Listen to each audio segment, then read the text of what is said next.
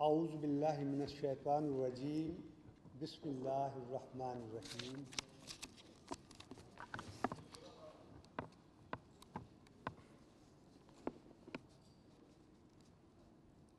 محترم جسٹس ناصر اسلم صاحب، فارمر جج سپریم کورٹ آف پاکستان اور chair person legal aid society, محترم مشیر عالم صاحب، فیصل عرب صاحب اور خلجی عارف حسین صاحب، جج عدالت عظمیٰ پاکستان، محترم سجاد علی شاہ صاحب، مظہر عالم صاحب، محمد نور مسکن زئی صاحب، چیف جسٹس صاحبان Sindh high court, Khyber Pakhtunkhwa high court اور بلوچستان ہائی کورٹ،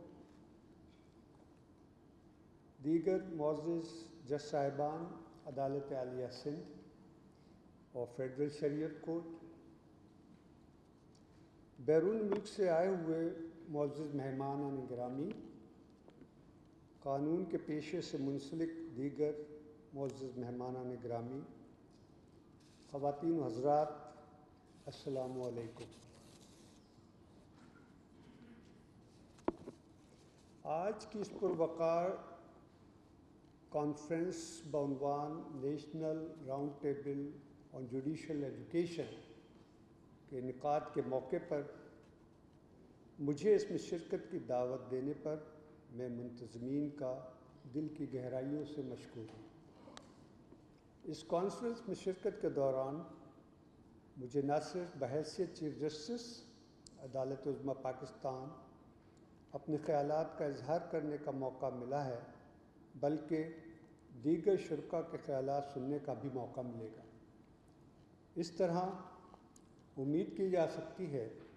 کہ ہماری مشترکہ کاوشوں سے آنے والے وقتوں میں ہم اپنے ملک میں قانون کی تعلیم، اس کی حکمرانی اور عدلیہ کے کردار کے بارے میں ایک مربوط اور دیر پا لائے عمل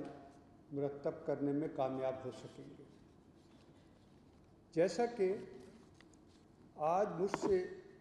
اسی موضوع کے حوالے سے اپنے خیالات کا اظہار کرنے کے لیے کہا گیا ہے، تو یہ ایک بہت وسیع موضوع ہے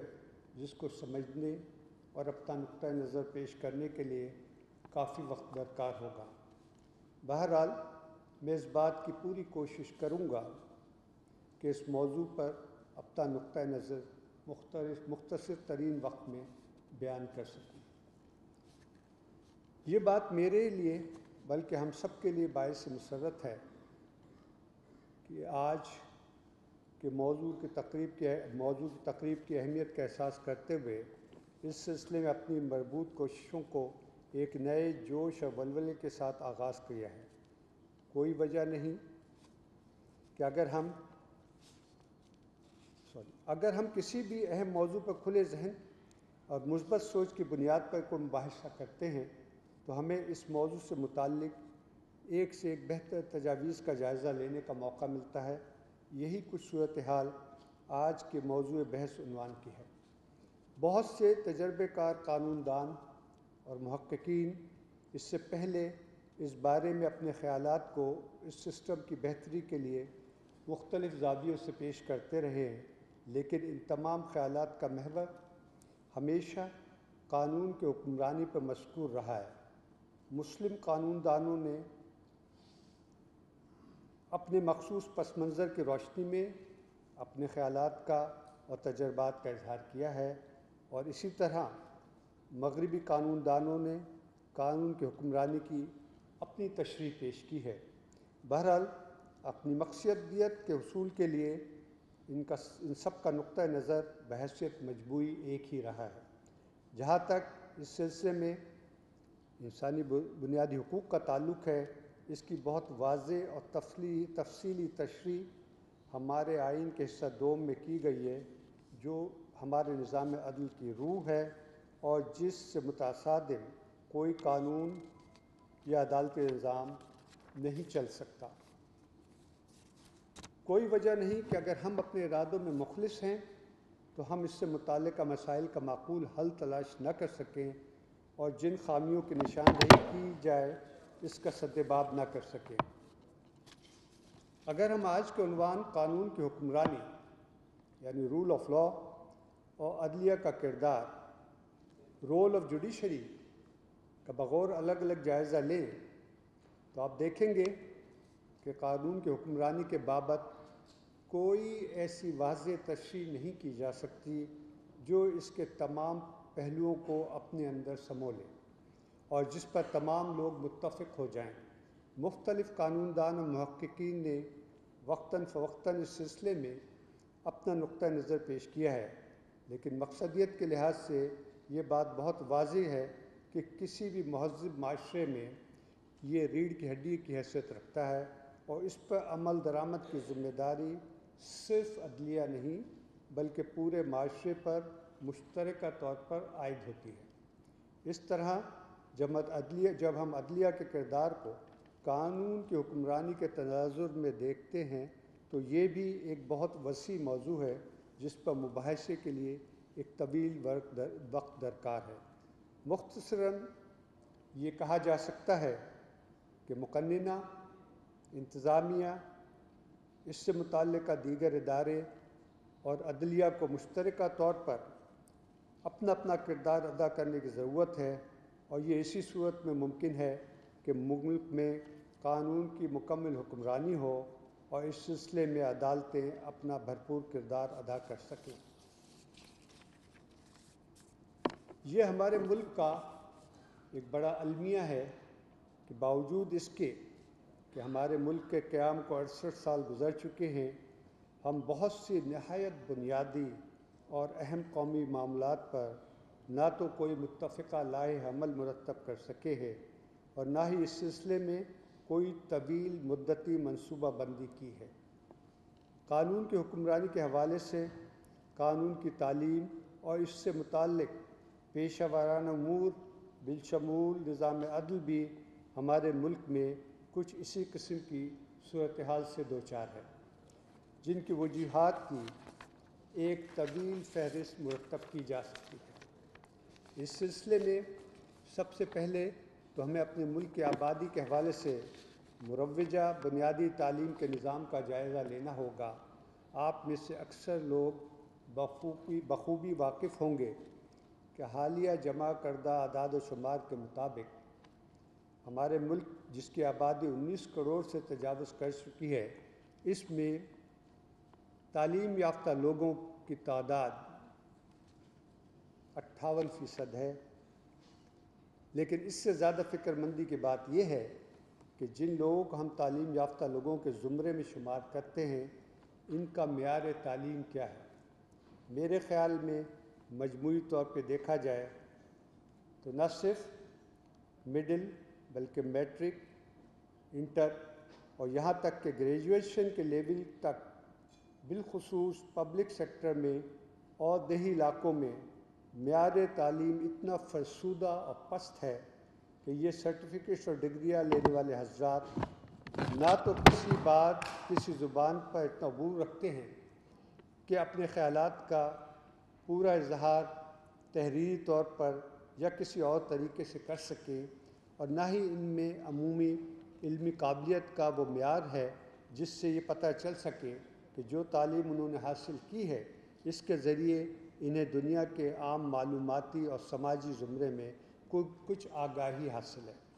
جب اس قسم کے تعلیمی پس منظر سے گزر کر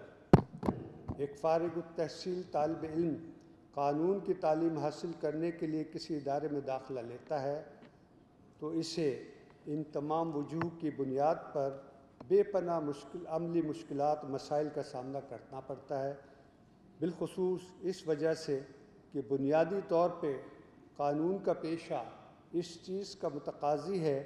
کہ آپ کو عدالتی زبان پر مکمل عبور ہو تاکہ نہ صرف تحریری طور پر بلکہ زبانی طور پر بھی آپ اپنے موکل کا نقطہ نظر بہتر سے بہتر طور پر پیش کر سکیں۔ اس طرح زبان پر مکمل مہارت اور عبور قانون کو صحیح مکمل طور پر سمجھنے اور اس کی تشریح کے لیے بنیادی اہمیت کا حامل ہے۔ ان تمام باتوں کا لب و لباب یہ ہے کہ قانون کی تعلیم کے حوالے سے مزید بات کرنے سے پہلے ہمیں اس چیز کو یقینی بنانا ہوگا کہ وہ لوگ جو آگے چل کے قانون کے پیشے کو بحیثیت وکیل یا بحیثیت جج اپنا کیریئر بنانا چاہتے ہیں وہ اس معیار تعلیم سے آراستہ ہوں جو اس کی بنیادی ضرورت ہے۔ میرے اس نقطہ نظر کی مزید وضاحت کے لیے میں یہ مثال دینا مناسب سمجھتا ہوں کہ جب تک کسی عمارت کی تعمیر کے سلسلے میں اس کی بنیاد مضبوط اور مستحکم نہیں رکھی جائے گی، اس پہ تعمیر ہونے والی عمارت چاہے کتنی ہی خوبصورت نظر نہ آئے لیکن وہ ہمیشہ مخدوش اور غیر مستحکم رہے گی۔ دوسری بات جس کی طرف میں اب آنا چاہتا ہوں اس کا تعلق بھی ایک طرح سے بہت اہمیت کا حامل ہے، یعنی ہماری قومی زبان۔ اس سلسلے میں آئین پاکستان مجریہ 1973 کے آرٹیکل 251 کا ذکر کرنا چاہوں گا، جس میں اس بات کا واضح طور پر عندیہ دیا گیا ہے کہ ہماری قومی زبان اردو ہے اور اس کے مکمل نفاذ کے لیے حکومت 15 سال کے اندر ضروری اقدامات کرے گی، اور جب تک اردو انگریزی زبان کی جگہ سرکاری طور پر نہیں لے لیتی، انگریزی کو بھی سرکاری زبان کے طور پر استعمال کیا جائے گا۔ یہ ہماری بدقسمتی ہے کہ باوجود اس کے کہ یہ 15 سال کی مدت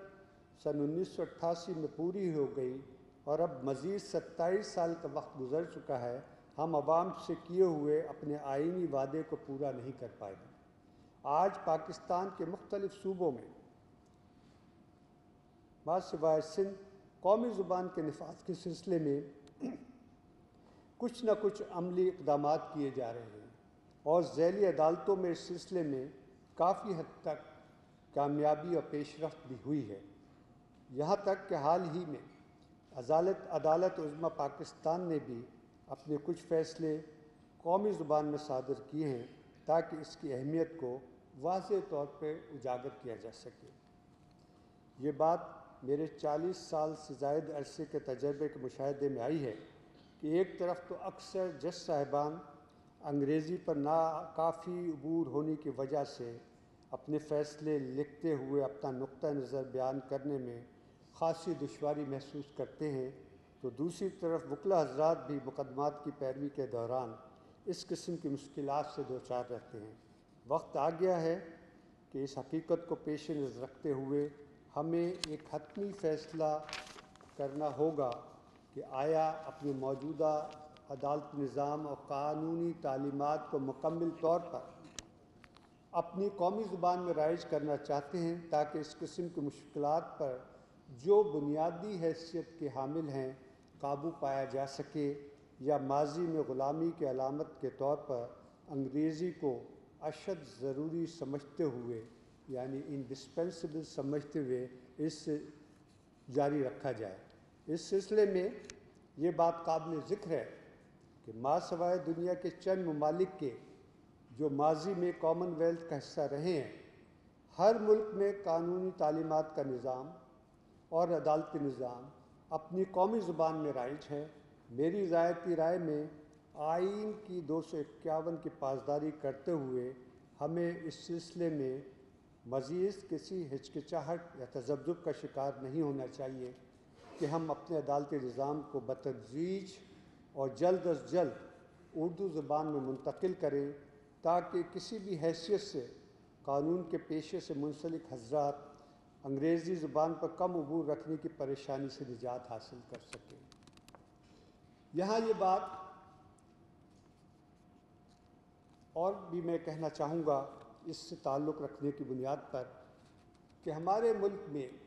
حالانکہ خاص طور پہ سندھ میں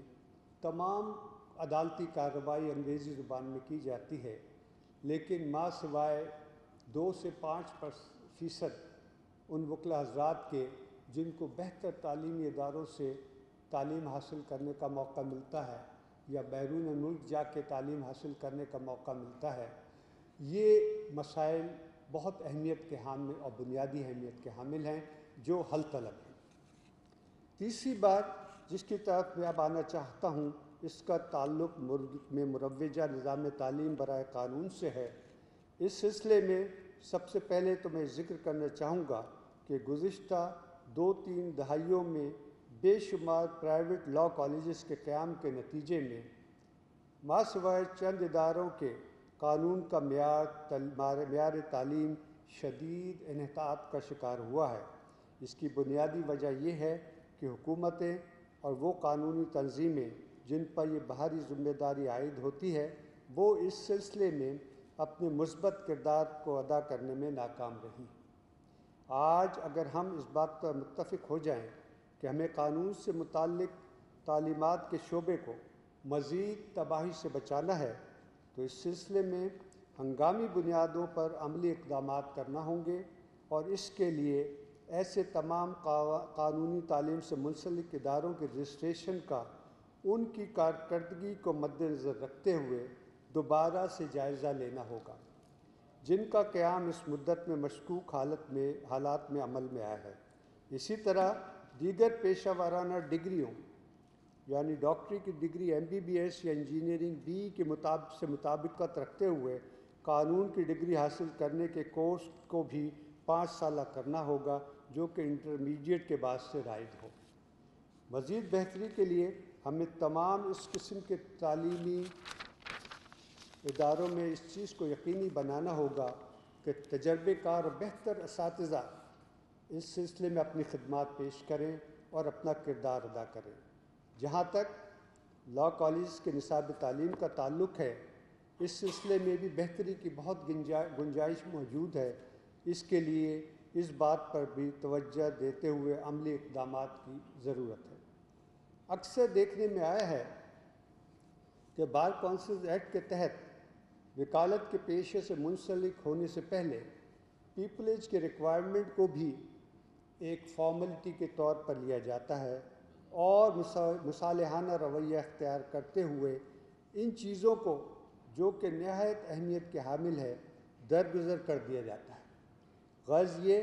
کہ ہر سطح پر قانونی تعلیم سے لے کر وکالت کے پیشے میں آنے تک ہم مصلحتوں کا شکار ہو کر درگزر کرتے ہیں، حالانکہ یہ سب کچھ ہماری نظروں کے سامنے اور علم میں ہوتا ہے۔ ان تمام باتوں کے سد باب کے لیے یہ بات انتہائی ضروری ہے کہ پاکستان بار کونسل، صوبائی بار کونسلز اور دیگر متعلقہ ادارے ہر قسم کی مصالحانہ رویے سے بالاتر ہو کر اپنی کردار اور ذمہ داری دیانتداری سے ادا کریں۔ قانون کی تعلیم کے حوالے سے میں آپ تمام حضرات کی توجہ اس طرف بھی مبذول کرانا چاہتا ہوں کہ اپنی وکالت کے دوران وکلاء کو بھی اس چیز کے لیے متوجہ کرنے کی ضرورت ہے کہ وہ اپنی مزید اعلیٰ تعلیم یعنی LLB یا PhD وغیرہ پر بھی توجہ دیں، اور اسی طرح جج صاحبان بھی اعلیٰ تعلیم پر توجہ دیں، کیونکہ علم ایک ایسا سمندر ہے جس کا کوئی کنارہ نہیں۔ یہ مقولہ خاص طور پر قانون کے پیشے سے منسلک افراد پر اور بھی زیادہ لاگو ہوتا ہے کہ وہ اپنی پیشہ ورانہ مصروفیات سے ہٹ کر روزانہ کچھ وقت مزید تعلیم اور تحقیق کو دیں تاکہ آنے والے وقتوں میں وہ بہتر سے بہتر کارکردگی بحیثیت وکیل یا جج پیش کر سکے۔ میں امید کرتا ہوں کہ آج جب ہم سب یہاں ایک نیک مقصد کے لیے جمع ہوئے ہیں، اس موضوع پر بھی ہم مزید پیش رفت کر سکیں گے۔ اب آخر میں کچھ باتیں ہمارے موجودہ جوڈیشل سسٹم کے حوالے سے بھی کرنا چاہوں گا۔ میں سب سے پہلے آپ سے اپنی وکالت کے تجربے کو شیئر کرنا چاہوں گا۔ جب میں نے 1974 میں اپنے کیریئر کے طور پر وکالت کے پیشے کو منتخب کیا تو اس بات کو خاص طور پر نوٹس کیا کہ اکثر عدالتوں میں پابندی اوقات کار کا شدید فقدان ہے۔ اکثر جج صاحبان اس خوش فہمی میں رہتے ہیں کہ وہ ان معاملات میں قانون سے بالاتر ہیں۔ یہ رویہ نہ صرف انتہائی مایوس کن ہے بلکہ اس کے بڑے شدید منفی اثرات بھی ہمارے عدالتی نظام پر مرتب ہو رہے ہیں۔ جیسا کہ آپ بخوبی واقف ہیں، نہ صرف فیڈرل سطح پر، وفاقی سطح پر بلکہ صوبائی سطح پر قانونی تعلیم کی اہمیت کو محسوس کرتے ہوئے اور جج صاحبان کی ان سروس ٹریننگ کی ضرورت کو محسوس کرتے ہوئے جوڈیشل اکیڈمیز کا قیام عمل میں لایا جا چکا ہے، جو سب الحمدللہ آج فعال ہیں اور اپنے اپنے کام انجام دے رہی ہیں۔ لیکن جس بات کی سب سے زیادہ ضرورت ہے، اگر ہم قانون کے شعبے میں بحیثیت طالب علم، بحیثیت وکیل یا بحیثیت جج بہتری لانا چاہتے ہیں، تو وہ ہے ہماری اپنی انٹرنل موٹیویشن، جس کا میرے تجزیے کے مطابق شدید فقدان موجود ہے۔ جہاں تک معزز جج صاحبان کی ان سروس ٹریننگ اور تعلیم کا تعلق ہے، اس کے علاوہ کہ فیڈرل جوڈیشل اکیڈمیز میں ان کی مسلسل ٹریننگ اور کی جاتی ہے تاکہ ان کا معیار ججمنٹ رائٹنگ کا، قانون کی تشریح کا بہتر ہو سکے۔ لیکن میں اپنا 18 سالہ ججی کا تجربہ جب شیئر کرنا چاہوں گا تو میں آج آپ کے سامنے اس بات کو کہتے ہوئے کوئی شرم اور جھجک محسوس نہیں کرتا کہ میں نے وکالت کے 25 سال میں وہ کچھ قانون کے بارے میں نہیں سیکھا تھا جو کہ بحیثیت جج شروع کے 2 سال کی نوکری میں سیکھا۔ لیکن اس کا راز اور اس کا گر یہ تھا کہ آپ جب عدالت میں بیٹھتے ہیں اور کسی کیس کی سماعت کرتے ہیں اور جج صاحبان اپنا نقطہ نظر آپ کے سامنے پیش کرتے ہیں، تو ایک تو وہ خود آپ کے لیے ایک تعلیم کا ذریعہ ہے، اور اس کے بعد آپ کے لیے ضروری ہو جاتا ہے کہ اس کیس کے حوالے سے جب آپ فیصلہ لکھنے بیٹھے ہیں تو اس کیس سے متعلق قانون کی اسٹڈی کریں، اس کے اوپر لا ریسرچ کریں، اور یہ ایک کنٹینیوئنگ پروسیس ہے جو آپ کو خود، جسے کہتے ہیں کہ شہر جو ہے وہ خود کوتوالی سکھا دیتا ہے تھانے دار کو، تو وہ والی بات ہے۔ تو آپ لوگوں کو اس چیز کا احساس ہونا چاہیے۔ یہ بات میں خاص طور پہ جج صاحبان سے مخاطب ہو کے کہہ رہا ہوں کہ اپنے کام کو عبادت سمجھ کے کریں اور اس پہ کنسنٹریٹ کریں کہ کس طرح آپ اپنے کام کے اوپر زیادہ سے معاشرے میں ایک اور بات، معاشرے میں اخلاقی اقدار کا شدید انحطاط اور احساس ذمہ داری کا فقدان 2 ایسی اہم اخلاقی برائیاں ہیں جن کے اثاث سے ہمارا موجودہ عدالتی نظام بھی شدید طور پر متاثر ہو رہا ہے۔ یہ بات عام تجربے میں آئی ہے کہ جس طرح ہمارے ملک کے اشرافیہ اور سیاستدان اپنی چھوٹی چھوٹی بیماریوں کے علاج کے لیے بیرون ملک یا امریکہ کا رخ کرتے ہیں، اسی طرح بعض اوقات ہم اپنے مخصوص مسائل کے حل کے لیے دوسرے ممالک کے قانونی اور عدالتی نظام سے استفادہ حاصل کرنے کی کوشش میں رہتے ہیں۔ یہ کوئی بری بات نہیں ہے، لیکن میرے خیال میں ضرورت اس بات کی ہے کہ ہم اپنے مخصوص حالات کو پیش نظر رکھتے ہوئے ان کا حل مقامی سطح پر بھی تلاش کریں۔ اور یہ اسی چیز کو مد نظر رکھتے ہوئے میں نے آپ سے ذکر کیا کہ اس چیز کا فیصلہ ہونا انتہائی ضروری ہے کسی بھی لیول پہ کہ ہمیں آخر اپنا یہ نظام عدل، عدالتی نظام اور قانونی نظام، اپنا قانونی تعلیم کا نظام کس طرح چلانا ہے۔ جسٹس ناصر اسلم صاحب نے اپنے تجربے کی بنیاد پہ جو کمپیوٹر ٹیکنالوجی اور دوسرے ماڈرن گیجٹس کے استعمال کا ذکر کیا ہے، تو میں سمجھتا ہوں کہ یہ بات انتہائی اہمیت کی حامل ہے اور اس کے بارے میں کوئی دو رائے قائم نہیں کی جا سکتی۔ تو اس سلسلے میں بھی جہاں تک میرے علم میں ہے کہ نہ صرف یہ کہ یہ کام، یہ ٹریننگ، یہ کورس جو ہے جج صاحبان اور وکلا حضرات اپنے اپنے لیول پہ خود بھی سیکھ سکتے ہیں، لیکن جوڈیشل اکیڈمیز میں بھی اس چیز کو ایز اے سبجیکٹ پڑھانے کی شدید ضرورت ہے۔ آج ملک میں ایک دوسرے پر الزامات لگانے کا کلچر پنپ رہا ہے۔ ہر شخص حقوق کی بات کرتا ہے، اور اپنی ذمہ داریاں نبھانے اور سمجھنے کو تیار نہیں ہیں، جبکہ قانون کی حکمرانی کا خواب صرف اسی صورت میں ممکن ہے جبکہ بحیثیت مجموعی ہم سب اس سلسلے میں اپنا اپنا کردار پوری ذمہ داری، دیانتداری، جذبہ ایثار اور قربانی سے ادا کریں، اور ظاہر ہے کہ عدلیہ سے بھی ہم ہر سطح پر ایسی ہی امید رکھتے ہیں۔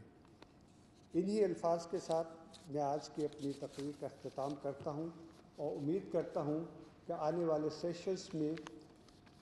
پرپسفل ڈسکشن کے ذریعے ہم بہت پروڈکٹیو کنکلوژن ڈرا کرنے میں کامیاب ہوں۔ بہت بہت شکریہ۔